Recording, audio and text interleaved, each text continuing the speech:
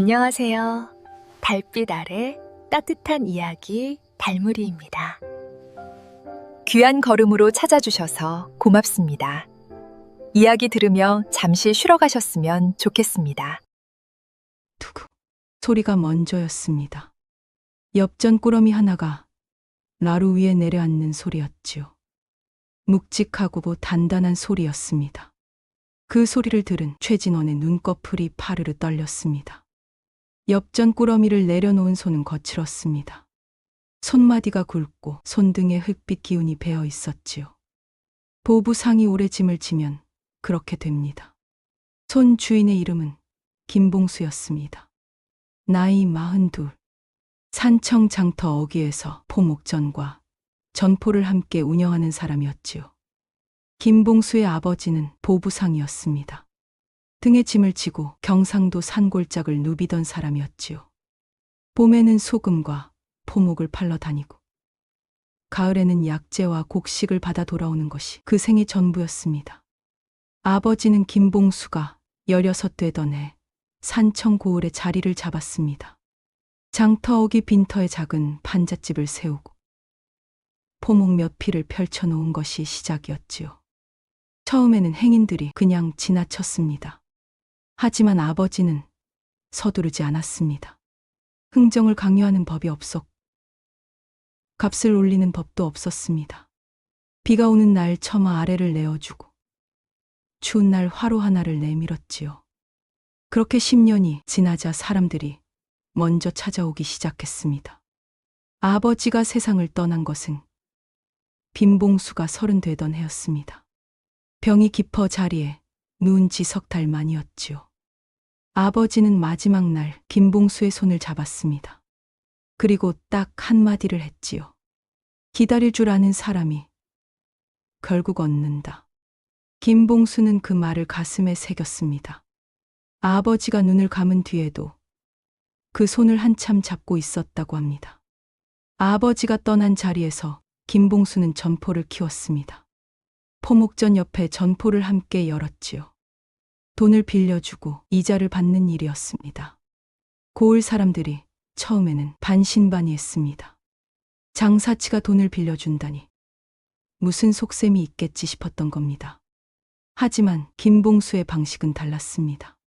조건을 복잡하게 달지 않았고 이자를 터무니없이 높이지 않았습니다. 대신 한 가지를 꼭 지켰지요. 약속한 날짜를 종이에 적고 빌리는 사람의 도장을 받았습니다. 거창한 계약서가 아니었습니다. 날짜 하나, 금액 하나, 이름 하나, 그것이 전부였지요. 사람들은 그 종이를 가볍게 여겼습니다. 장사치가 만든 종이 한 장이 무슨 힘이 있겠느냐고 생각했던 겁니다. 최진원이 처음 전포문을 두드린 것은 3년 전 늦가을이었습니다. 경상도 산청에서 이름 있는 양반이었지요. 200석을 거두는 가문이었고 서원 마당에서 훈장들이 먼저 고개를 숙이는 위인이었습니다. 그런 사람이 장터 전포에 왔으니 빈봉수로서는 처음 보는 광경이었지요. 최진원의 표정은 불편함을 애써 감추고 있었습니다. 눈썹 사이에 힘이 들어가 있었고 시선이 전포 안을 한번 훑고 나서야 김봉수에게 닿았거든요. 최진원이 입을 열었습니다. 여보게, 내가 급히 쓸 돈이 있어 100냥이면 되겠어. 김봉수가 고개를 숙이며 대답했지요. 날이 알겠사옵니다. 그러면 조건을 먼저 말씀드리겠사옵니다. 조건은 간단했습니다. 1년 안에 갚되 못 갚으며 이자로 20단냥을 더 얻는다. 최진원이 그 자리에서 고개를 끄덕였습니다. 200석 거두는 양반이 객냥을 못 갚겠느냐 싶었겠지요. 김봉수가 종이를 내밀었습니다. 날이 날짜와 금액을 적었사옵니다. 도장 한 번만 찍어주시면 되옵니다. 최진원의 눈이 잠깐 종이 위에 머물렀습니다. 장사치가 내미는 종이가 뭐 대수겠느냐 싶었겠지요. 도장을 찍었습니다. 거침없이 단번에 찍었습니다. 김봉수가 두 손으로 100냥 꾸러미를 내밀었지요. 최진원이 그것을 받아들고 자리에서 일어섰습니다. 돌아서는 뒷모습이 여유로웠습니다. 그런데 그날 전포 안 빈봉수 혼자 남은 자리에서 조용히 종이를 펼쳐든 손이 있었습니다. 날짜를 한 번 더 확인했지요. 그 눈빛이 어떤 눈빛이었는지는 그 자리에 아무도 없었으니 아무도 몰랐습니다. 다만 한 가지는 확실했습니다. 김봉수가 그 종이를 함부로 접지 않았다는 것. 반듯하게, 아주 반듯하게 접어서 상자 깊은 곳에 넣었다는 것이지요. 3년 뒤 그 종이가 어떤 일을 하게 되는지 그때의 최진원은 알지 못했습니다. 1년이 지났습니다. 가을이었습니다. 산천고을 들녘에 벼가 익어 고개를 숙이던 계절이었지요. 김봉수는 전포 장부를 펼쳤습니다. 날짜를 확인했습니다. 최진원 날이 백냥 만기일 오늘. 글씨는 반듯했고 도장 자국은 선명했습니다. 김봉수가 장부를 덮었습니다. 그리고 자리에서 일어섰지요. 최진원의 집 대문은 묵직했습니다. 기와가 얹힌 수술대문이었고 문설주의 오칠이 번들거렸지요. 이 고을에서 이런 대문을 가진 집이 몇 되지 않았습니다. 김봉수가 대문 앞에 섰습니다. 잠시 그 대문을 올려다보았지요. 그리고 두드렸습니다. 또. 안에서 발소리가 났습니다. 행랑채 종이 문을 열었지요. 낯선 사람을 보는 눈이었습니다. 나리를 뵈러 왔네. 장터 전포 김봉수라 전해주. 종이 안으로 뛰어 들어갔습니다. 한참이 지나서야 최진원이 나왔습니다. 사랑채 쪽에서 천천히 걸어왔지요. 도포 자락을 가지런히 하고 상투 아래 망건을 반듯하게 고쳐맨 모습이었습니다. 서두르지 않는 걸음이었습니다. 마당 한가운데서 멈추더니 빈봉수를 내려다보았습니다. 눈빛에 불쾌함이 실려 있었지요. 여복의 봉수, 자네가 직접 오다니. 무슨 일인가? 김봉수가 고개를 숙였습니다. 날이 오늘이 만기일이옵니다. 백냥을 갚아주시면 되옵니다. 최진원의 눈썹이 한쪽만 올라갔습니다. 잠시 침묵이 흘렀지요. 여보게 내가 자네를 몰라서 이러겠는가. 최진원이 천천히 입을 열었습니다. 올 가을 냉해로 수확이 반토막이 났어. 200석이 120석이 되어 거기서 소작인 몫을 떼고 나니 곳간에 남은 것이 겨우 한 철 양식이야. 봄까지만 기다려주. 봄 되면 땅이라도 팔아서 갚을 테니. 김봉수가 고개를 들었습니다. 날이 소인도 기다리고 싶사옵니다. 말을 잠깐 멈추었지요. 하지만 소인도 빌려온 돈이라 더는 어렵사옵니다. 최진원의 눈이 가늘어졌습니다. 장사치가 어디서 돈을 빌렸단 말인가. 내색은 하지 않았습니다. 대신 목소리를 한 톤 낮추었지요. 봄까지만이야. 내 체면의 자네가 이리 대문을 두드리고 서면 고을 사람들이 뭐라 하겠어. 잠시 침묵이 흘렀습니다. 김봉수가 천천히 고개를 끄덕였지요. 알겠사옵니다, 나리. 봄까지 기다리겠사옵니다. 최진원이 안으로 들어갔습니다. 대문이 닫혔지요. 김봉수는 그 닫히는 대문을 잠시 바라보았습니다. 체면. 그 단어가 귓가에 맴돌았지요. 백냥을 갚지 못하는 사람이 꺼낸 것이 체면이었습니다. 김봉수는 돌아섰습니다. 서두르지 않는 걸음으로 장터 쪽을 향해 걸었지요. 전포에 돌아와 장부를 다시 펼쳤습니다. 만기일 옆에 글씨를 하나 더 적었습니다. 봄까지 연장. 날이 구두 약속. 그리고 다시 종이 한 장을 꺼냈습니다. 내용을 또박또박 적었지요. 다음 날 최진원을 다시 찾아가 그 종이를 내밀었습니다. 날이 소인이 봄까지 기다리겠다 하였으니 그것을 종이에 옮겼사옵니다. 도장 한 번만 찍어주시면 되옵니다. 최진원이 피식 웃었습니다. 별것을 다 적는 구멍. 그래도 도장은 찍었습니다. 두 번째 도장이었지요. 봄이 왔습니다. 산천고을 매화가 지고 진달래가 피던 즈음이었습니다. 김봉수가 다시 대문을 두드렸지요. 이번에는 최진원이 더 천천히 나왔습니다. 도포 대신 평복 차림역 망건도 느슨하게 매여 있었습니다. 봄 농사가 시작되었으니 가을까지만 기다려주게. 수확이 들어오면 바로 갚겠어. 김봉수가 고개를 숙였습니다. 알겠사옵니다, 나리. 그리고 다음 날 또 종이를 들고 왔지요. 가을까지 연장. 도장. 최진원이 이번에는 눈살을 찌푸렸습니다. 자네는 종이가 그렇게 좋은가? 그래도 찍었습니다. 세 번째 도장이었습니다. 가을이 왔습니다. 수확이 들어왔습니다. 김봉수는 기다렸지요. 열흘이 지났습니다. 보름이 지났습니다. 아무 소식이 없었습니다. 김봉수가 다시 대문을 두드렸을 때 최진원이 매민 것은 돈이 아니었습니다. 이번에는 말이었지요. 이번 달이 큰아들 혼례야. 혼례 치르고 나면 바로 갚겠네. 김봉수가 고개를 끄덕였습니다. 알겠사옵니다, 나리. 종이를 또 내밀었지요. 혼례 후 변제 약속. 도장. 최진원이 이번에는 아무 말 없이 찍었습니다. 네 번째 도장이었습니다. 장터의 소문이 돌기 시작했습니다. 봉수가 최 양반한테 완전히 당하는구먼. 장사치는 장사치야. 양반 앞에서 어쩌겠어. 아는 사람이 점포로 찾아와 낮은 목소리로 말했습니다. 봉수야, 그냥 포기해라. 양반한테 빚 받아내다가 오히려 내가 다친다. 김봉수가 차를 한 모금 마셨습니다. 그리고 조용히 대답했지요. 다치지 않습니다. 왜? 종이가 있으니까요. 그 말이 무슨 뜻인지 그때는 아무도 몰랐습니다. 전포 구석 상자 안에는 도장이 찍힌 종이가 4장 쌓여 있었습니다. 날짜가 다르고 핑계가 달랐지만 도장은 모두 같았지요.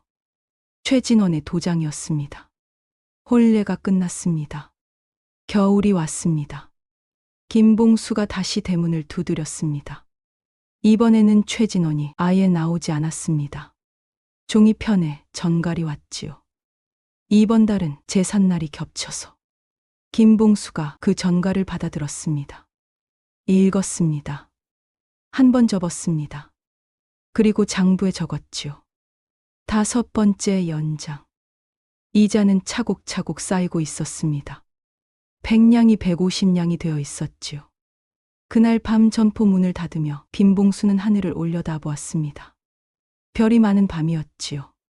아버지가 마지막 날 했던 말이 떠올랐습니다.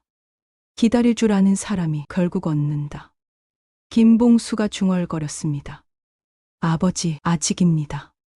그리고 점포 문을 잠갔지요. 상자 안종이들은 반듯하게 접힌 채 그 안에 있었습니다. 5장이 되어 있었습니다. 아직 다 쌓이지 않았습니다. 기다림은 조금 더 남아 있었지요. 3년이 지났습니다. 100냥이 이자를 먹고 또 이자를 먹었습니다. 250냥이 되어 있었지요. 김봉수의 상자 안에는 도장이 찍힌 종이가 5장 쌓여 있었습니다. 날짜가 다르고 핑계가 달랐지만 도장은 모두 같았지요. 최진원의 도장이었습니다. 그해 봄이 유난히 일찍 왔습니다. 산천고을 매화가 2월 안에 다 져버렸지요. 김봉수는 아침마다 장부를 펼쳤습니다. 숫자를 확인했습니다. 250냥.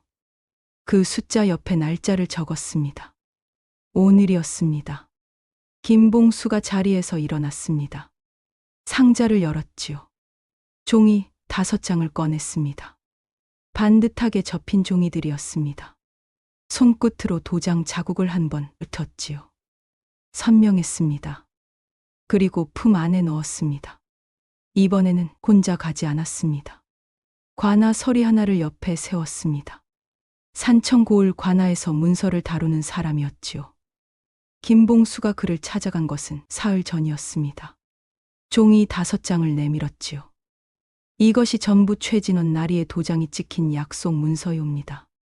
3차례 변제 기일을 어겼고 이자가 250냥까지 불어났사옵니다.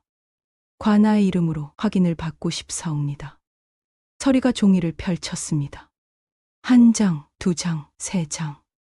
읽으면 읽을수록 눈이 커졌지요. 도장이 모두 선명했습니다. 날짜도 금액도 약속한 말도 빠짐없이 적혀 있었습니다. 서리가 고개를 들었습니다. 이것을 언제부터 모은 것이오? 처음부터요입니다. 최진원의 집 대문 앞이었습니다. 이번에는 두드리지 않았습니다. 서리가 먼저 나섰지요. 관아의 이름으로 왔소이다. 최진원 나리를 베어야겠소. 안에서 술렁임이 들렸습니다. 종이 뛰어다니는 소리가 났고 잠시 후 대문이 열렸지요. 최진원이 나왔습니다. 이번에는 도포를 갖춰 입고 있었습니다. 망건도 단단히 메고 있었지요. 하지만 얼굴빛이 달랐습니다. 눈 아래가 푸르스름했고 입술에 힘이 들어가 있었습니다. 관아 서리를 보는 순간 눈썹이 미세하게 떨렸지요. 서리가 입을 열었습니다. 최진원 날이 관아의 명으로 이 채무 사실을 확인하러 왔사옵니다. 이 문서들에 따르면 이미 3차례 변제 약속을 어기셨습니다. 오늘 내로 250냥을 갚지 않으시면 관아의 정식 송사가 제기될 것이옵니다. 마당에 침묵이 내려앉았습니다. 행랑채 종이 빗자루를 들고 서 있다가 그 자리에 굳었지요. 안채 쪽 방문이 살짝 열렸다가 닫혔습니다. 최진원의 시선이 김봉수에게로 향했습니다. 눈빛에 불쾌함이 있었습니다. 분노도 있었지요. 그리고 그 아래 당황함이 있었습니다. 잠깐만. 목소리가 평소보다 낮았습니다. 여보게 봉수, 우리가 얼마나 알고 지낸 사이인가. 이런 식으로 할 것까지야 있겠어. 김봉수가 고개를 숙였습니다. 날이 소인이 3년을 기다렸사옵니다. 그 한마디였습니다. 짧았지만 무거웠지요. 마당에 그 말이 떨어지고 나서 아무도 입을 열지 않았습니다. 최진원의 눈이 서리에게 갔습니다. 서리에게서 종이 묶음으로 갔습니다. 종이 묶음에서 다시 김봉수에게로 돌아왔지요. 자기 도장이 찍힌 종이었습니다. 자기가 한 약속이었습니다. 자기 목소리로 한 말들이었지요. 봄까지만이야. 가을 되면 갚겠네. 혼례 치르고 바로 갚겠어. 그 말들이 종이 위에 고스란히 적혀 있었습니다. 최진원의 손끝이 떨렸습니다. 250냥. 곳간에 없었습니다. 땅을 팔아야 했지요. 그런데 땅을 파는 것은 곧 소문이 난다는 뜻이었습니다. 200석 거두던 최 양반이 장사치한테 빚을 못 갚아 땅을 판다. 그 소문이 고을에 퍼지면 서원 마당에서 훈장들이 고개를 숙이던 그 위세는 하루아침에 무너집니다. 고을 수령 생신상에 은그릇을 올리던 그 체면이 장터 사람들 입에 오르내리게 되지요. 최진원은 그것을 견딜 수 없었습니다. 목소리가 갈라졌습니다. 봉수, 내가 잘못했네. 3년을 기다려준 자네한테 내가 너무했어. 처음으로 나온 말이었습니다. 사과였지요. 마당이 조용했습니다. 김봉수가 최진원을 바라보았습니다. 오래 바라보았지요. 3년 동안 이 대문 앞에 서던 날들이 지나갔습니다. 체면이라는 말 뒤에 숨던 날들이었습니다. 장사치 앞에 종이 하나 내미는 것을 가볍게 여기던 날들이었지요. 그런데 지금 그 사람이 마당 한가운데서 고개를 숙이고 있었습니다. 김봉수가 천천히 입을 열었습니다. 날이 소인이 원하는 것은 망신이 아니옵니다. 최진원이 고개를 들었습니다. 눈이 흔들렸지요. 김봉수의 목소리가 이어졌습니다. 소인이 3년간 기다린 것은 돈만이 아니었사옵니다. 나리께서 소인을 어떻게 대하시는지를 보았사옵니다. 체면을 앞세워 약속을 미루고 장사치라 가볍게 여기셔서 도장 찍힌 종이도 무심히 여기셨지요. 최진원의 입술이 굳게 다물어졌습니다. 틀린 말이 없었습니다. 반박할 수가 없었지요. 김봉수가 말을 이었습니다. 소인이 원하는 것은 딱 하나요입니다. 마당에 바람이 한 번 지나갔습니다. 행랑채 처마 끝에 걸린 풍경이 작게 울렸지요. 최진원이 숨을 참은 채 기다렸습니다. 앞으로 이 고을 장터에서 소인의 전포가 영업을 할 때 나리께서 공증을 서 주십시오. 공증. 최진원이 그 단어를 되씹었습니다. 나리의 이름이 걸리면 한양 상인들도 소인의 점포를 믿고 거래를 틀 것이옵니다. 그 공증 한 장이면 소인은 백냥도 이자도 모두 없던 것으로 하겠사옵니다. 마당이 다시 조용해졌습니다. 최진원의 눈이 커졌습니다. 250냥을 면제받는 대신 이름 하나를 빌려달라는 것이었지요. 돈 대신 체면을 달라는 것이었습니다. 최진원의 머릿속이 빠르게 돌아갔습니다. 공증을 서면 자신의 이름이 장터 점포에 걸립니다. 양반이 상인의 보증을 선다는 것이 고을에서 어떻게 보일지 몰랐습니다. 체면이 상할 수도 있었지요. 하지만 250냥이 없었습니다. 땅을 팔면 그 소문이 더 컸지요. 최진원이 오래 서 있었습니다. 마당의 해가 조금씩 기울었습니다. 안채 쪽에서 기척이 났습니다. 부인이 방문 틈으로 내다보고 있었지요. 행랑채종은 빗자루를 내려놓은 채 숨을 죽이고 있었습니다. 서리는 기다렸습니다. 김봉수도 기다렸습니다. 3년을 기다린 사람이었으니 이 침묵쯤은 아무것도 아니었지요. 최진원이 입을 열었습니다. 공증을 서겠네. 목소리가 낮았습니다. 작았지만 분명했지요. 김봉수가 고개를 숙였습니다. 감사하옵니다, 나리. 서리가 문서를 정리했습니다. 마당에 다시 바람이 지나갔지요. 이번에는 풍경이 조금 더 길게 울렸습니다. 그날 최진원이 안채로 들어가며 혼잣말을 했습니다. 장사치한테 이름을 빌려주다니. 부인이 방문 안쪽에서 그 말을 들었지요. 아무 대꾸도 하지 않았습니다. 대신 창호지문에 비친 남편의 그림자를 오래 바라보았다고 합니다. 전포로 돌아온 김봉수는 상자를 열었습니다. 종이 5장을 꺼냈지요. 한 장씩 천천히 읽었습니다. 그리고 접었습니다. 다시 상자에 넣지 않았습니다. 화로 옆에 가지런히 내려놓았지요. 태우지도 않았습니다. 아직은 아니었습니다. 이 종이들이 완전히 쓸모를 다하는 날은 따로 있었습니다. 그날이 올 때까지 빈봉수는 또 기다릴 생각이었지요. 아버지가 남긴 말이 다시 떠올랐습니다. 기다릴 줄 아는 사람이 결국 얻는다. 김봉수가 조용히 고개를 끄덕였습니다. 아직 다 얻지 못했습니다. 하지만 문이 열리기 시작했지요. 그것으로 충분했습니다. 공증 문서가 완성된 것은 그로부터 사흘 뒤였습니다. 최진원의 이름, 석자와 도장이 찍힌 문서였지요. 김봉수가 그것을 두 손으로 받아들었습니다. 무겁지 않았습니다. 종이 한 장이었으니까요. 하지만 그 한 장이 3년의 무게를 담고 있었지요. 김봉수가 처음 한 일은 전포 문 옆에 작은 나무 패를 거는 것이었습니다. 붓으로 또박또박 적었지요. 산청고을 최진원 나리 보증. 글씨가 마르는 것을 기다렸습니다. 그리고 패를 걸었지요. 삐걱 작은 소리가 났습니다. 김봉수가 한 발 물러서서 그것을 바라보았습니다. 오래 바라보았지요. 장터 사람들이 먼저 알아챘습니다. 다음 날 아침 점포 앞을 지나던 포목 장수가 발걸음을 멈추었지요. 나무 패를 올려다보았습니다. 고개를 갸웃하더니 안으로 들어왔습니다. 최 양반이 보증을 섰다고? 그렇사옵니다. 그러면 믿을 만하겠구먼. 그 사람이 포목 한 피를 사고 나갔습니다. 오후에는 옆 장터 약재상이 왔습니다. 저녁에는 건너 고을 곡식 상인이 들렀지요. 소문은 생각보다 빠르게 퍼졌습니다. 보름이 지나자 한양 쪽 포목 상인에게서 편지가 왔습니다. 산청고을 최진원 날이 고증 점포라 들었소. 거래를 틀고 싶소이다. 김봉수가 그 편지를 읽었습니다. 한 번 읽고 내려놓았지요. 그리고 다시 집어들었습니다.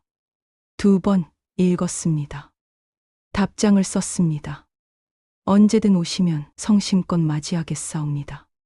편지를 접어봉했지요. 심부름꾼 편에 들려보내고 나서 김봉수는 전포 구석 화로 옆에 앉았습니다. 종이 5장이 아직 그 옆에 있었습니다. 태우지 않은 종이들이었지요. 손끝으로 그것을 한번 짚었습니다.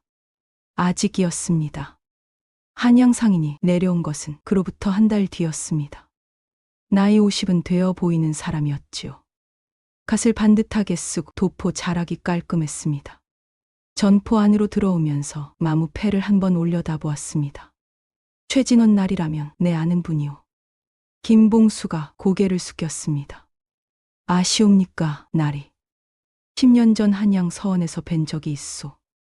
의리 있는 양반이지. 그 말이 김봉수의 귀에 걸렸습니다. 의리 있는 양반. 3년 동안 약속을 미루던 사람이었습니다. 장사치라 가볍게 여기던 사람이었지요. 하지만 틀린 말도 아니었습니다. 결국 공증을 섰으니까요. 도망치지 않았으니까요. 김봉수가 조용히 생각했습니다. 사람은 한 면만으로 읽히지 않는다는 것을요.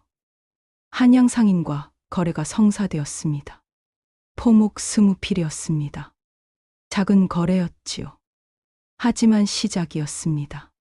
그 무렵 최진원이 점포를 찾아왔습니다. 처음이었습니다. 스스로 걸어온 것이었지요. 마당에서 불려나오는 것이 아니라 대문을 직접 열고 들어온 것이었습니다. 도포를 갖춰 입었지만 걸음이 조심스러웠습니다. 전포 안을 한번 둘러보더니 김봉수 앞에 섰지요. 자네 전포가 달라졌구먼. 최진원이 먼저 말했습니다. 날이 덕분이옵니다. 김봉수가 고개를 숙이며 대답했지요. 최진원이 나무 패를 올려다 보았습니다. 자기 이름이 적힌 패였습니다. 한참을 바라보았지요. 내 이름이 저기 걸리는 게 처음에는 영 불편했어. 그러셨사옵니까? 그랬지. 양반이 상인 보증을 서다니 고을 사람들이 뭐라 하겠나 싶었거든. 최진원이 시선을 내리며 말을 이었습니다. 그런데 며칠 전 서원에서 박 훈장이 그러더군. 최 양반은 사람을 볼 줄 안다고. 장사치라고 내치지 않고 신의를 알아봤다고. 김봉수가 고개를 들었습니다. 최진원의 얼굴이 달라져 있었지요. 불편함이 없었습니다. 대신 무언가를 곱씹는 사람의 표정이었습니다. 박 훈장이 그리 말씀하셨사옵니까? 그래. 내가 그 말을 듣고 한참을 생각했어. 최진원이 잠시 말을 멈추었습니다. 전포 안에 침묵이 흘렀지요. 바깥에서 장터 소리가 들려왔습니다. 흥정하는 소리, 집 내리는 소리, 아이 우는 소리. 최진원이 다시 입을 열었습니다. 봉수, 내가 3년 동안 자네를 가볍게 여겼어. 목소리가 낮았습니다. 장사치라고 종이 한 장이 뭐가 대수냐 싶었지. 김봉수는 아무 말도 하지 않았습니다. 그 침묵이 대답이었지요. 최진원이 계속했습니다. 그런데 그 종이들이 전부 내 발목을 잡았어. 내 입으로 한 말들이었는데 내가 제일 무겁게 여기지 않았던 거야. 전포 안이 조용했습니다. 최진원의 눈이 바닥을 향하고 있었지요. 김봉수가 천천히 입을 열었습니다. 날이 소인도 배운 것이 있사옵니다. 최진원이 고개를 들었습니다. 3년을 기다리는 동안이옵니다. 소인은 나리가 끝내 약속을 지키지 않을 수도 있다 생각한 적도 있었사옵니다. 김봉수가 말을 이었지요. 하지만 나리께서는 끝내 공증을 서주셨사옵니다. 도망치지 않으셨지요. 소인은 그것을 보았사옵니다. 최진원의 눈이 흔들렸습니다. 자네가 그걸 보고 있었나? 처음부터이옵니다. 날이. 두 사람이 마주 앉았습니다. 김봉수가 차를 내왔지요. 거창하지 않았습니다. 찻잔 2개였습니다. 최진원이 찻잔을 들었습니다. 손이 잠깐 머뭇거렸지요. 그리고 한 모금 마셨습니다. 차 맛이 어떻사옵니까, 날이? 괜찮구먼. 최진원이 짧게 대답했습니다. 그러더니 피식 웃었지요. 자네 전포에서 차를 마시게 될 줄은 몰랐어. 소인도 몰랐사옵니다. 두 사람이 잠시 웃었습니다. 길지 않은 웃음이었지요. 하지만 3년 동안 그 마당에서 한 번도 없던 웃음이었습니다. 최진원이 돌아가면서 문 앞에서 멈추었습니다. 나무 패를 다시 올려다 보았지요. 전라도 쪽에 내 아는 약재상이 있어. 한번 소개해 줄까? 김봉수가 고개를 숙였습니다. 감사하옵니다, 나리. 최진원이 고개를 끄덕이며 걸어 나갔습니다. 걸음이 올 때보다 가벼웠지요. 김봉수가 그 뒷모습을 바라보았습니다. 3년 전 대문 안으로 사라지던 뒷모습과 달랐습니다. 그때는 여유로웠지요. 지금은 달랐습니다. 가벼웠지만 단단했습니다. 무언가를 내려놓은 사람의 걸음이었지요. 그날 저녁 김봉수가 화로 옆에 앉았습니다. 종이 5장을 꺼냈지요. 한 장씩 펼쳤습니다. 날짜를 읽었습니다. 약속을 읽었습니다. 도장을 보았습니다. 그리고 천천히 접었지요. 이번에는 상자에 넣지 않았습니다. 화로 옆에 가지런히 세워두었습니다. 불을 붙이지는 않았습니다. 아직 한 가지가 남아 있었습니다. 최진원이 공증을 선 것. 전라도 약재상을 소개해 주겠다 한 것. 그것은 시작이었습니다. 하지만 진짜 끝은 따로 있었지요. 3년의 이야기가 완전히 닫히는 날이 있었습니다. 그날이 오면 이 종이들을 태울 생각이었습니다. 그날까지 조금만 더였지요. 아버지가 남긴 말이 또 떠올랐습니다. 기다릴 줄 아는 사람이 결국 얻는다. 김봉수가 중얼거렸습니다. 아버지, 거의 다 왔습니다. 화로 불빛이 종이 5장을 붉게 물들이고 있었습니다. 아직 타지 않은 종이들이었지요. 하지만 이제 얼마 남지 않았습니다. 그해 가을이었습니다. 산천고을 감나무의 감이 붉게 익던 계절이었지요. 전라도 약재상이 산청 장터에 내려왔습니다. 최진원이 소개해 준 사람이었습니다. 나이 50이 넘은 사람이었는데 눈이 맑고 말이 적었지요. 전포 안으로 들어오면서 마무패를 올려다 보았습니다. 최진원 나리 보증이라. 그러하옵니다. 그 양반 보증이면 믿을 만하지. 거래가 시작되었습니다. 약재 10꾸러미였습니다. 작지 않은 거래였지요. 계약 문서를 쓰고 도장을 찍었습니다. 약재상이 붓을 내려놓으며 말했습니다.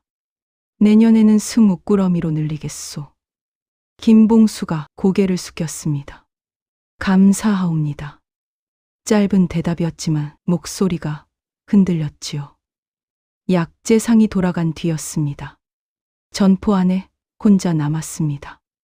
김봉수가 자리에 앉았지요. 한동안 아무것도 하지 않았습니다. 장터 소리가 문 밖에서 들려왔습니다. 흥정하는 소리, 짐 내리는 소리, 아이 웃는 소리. 그 소리들이 오래전부터 있던 소리처럼 편안하게 들렸습니다. 화로 옆으로 손이 갔습니다. 종이 5장이 그 옆에 세워져 있었지요. 태우지 않은 종이들이었습니다. 한 장씩 집어 들었습니다. 첫 번째 종이.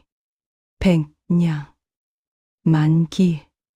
최진원 도장. 두 번째 종이. 봄까지 연장. 최진원 도장. 세 번째 종이. 가을까지 연장. 최진원 도장. 네 번째 종이. 혼례 후 변제. 최진원 도장. 5번째 종이. 제삿날 후 변제. 최진원 도장. 김봉수가 5장을 한데 모았습니다. 가지런히 맞추었지요. 3년이었습니다. 1000번도 넘게 이 종이들을 꺼내고 넣었습니다. 잠 못 이루는 밤에 꺼내 읽었고 장터에서 수군거리는 소리를 들으며 꺼내 보았습니다.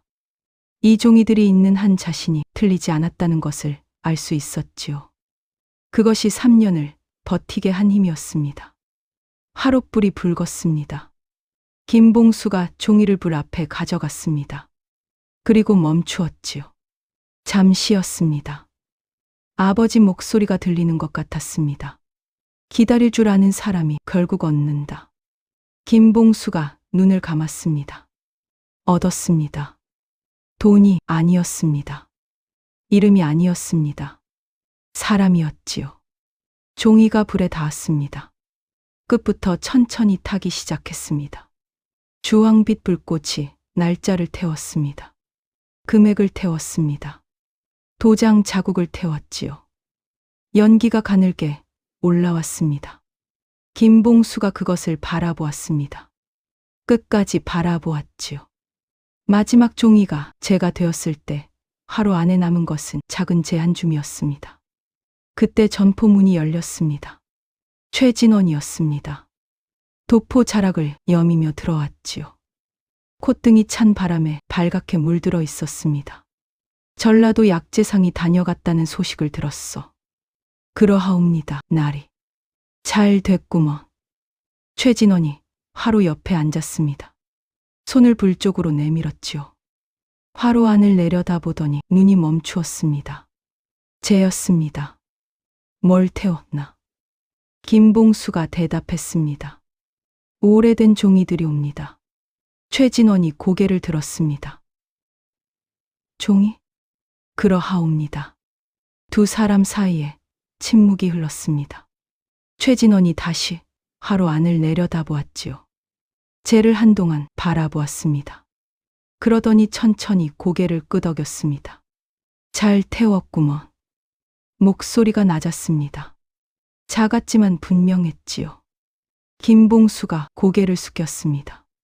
덕분이옵니다, 나리. 최진원이 찻잔을 들었습니다. 한 모금 마시고 내려놓았지요. 내가 3년 전에 자네한테 잘못했어. 이미 아옵니다, 나리. 아는 것과 말하는 것은 다른 거야. 최진원이 찻잔을 두 손으로 감쌌습니다. 손마디가 굵었지요. 세월이 담긴 손이었습니다. 장사치라고 가볍게 봤어. 종이 한 장이 뭐가 대수냐 싶었지. 그런데 그 종이 한 장이 나를 잡았어. 내 말이 종이 위에 올라가면 그게 내 무게라는 걸 자네한테 배웠네. 김봉수가 조용히 들었습니다. 아무 말도 하지 않았지요. 그 침묵이 대답이었습니다. 최진원이 말을 이었습니다. 자네 아버지가 대단한 분이셨어. 나리께서 아시옵니까? 직접은 몰랐지. 하지만 자네를 보면 알 수 있어. 김봉수의 눈이 잠깐 흔들렸습니다. 그러다 다시 고요해졌지요. 아버지께서 한 말씀을 남기셨사옵니다. 무슨 말인고? 기다릴 줄 아는 사람이 결국 얻는다 하셨사옵니다. 최진원이 그 말을 되씹었습니다. 한동안 아무 말이 없었지요. 전포 바깥에서 장터 소리가 들려왔습니다. 해가 기울고 있었습니다. 처마 끝에서 가을 빛이 비스듬히 들어왔지요. 그 빛이 화로 안재 위에 내려앉았습니다. 최진원이 자리에서 일어섰습니다. 가야겠네. 예, 나이. 최진원이 문 쪽으로 걸어갔습니다. 문턱을 넘으려다 멈추었지요. 봉수. 나이.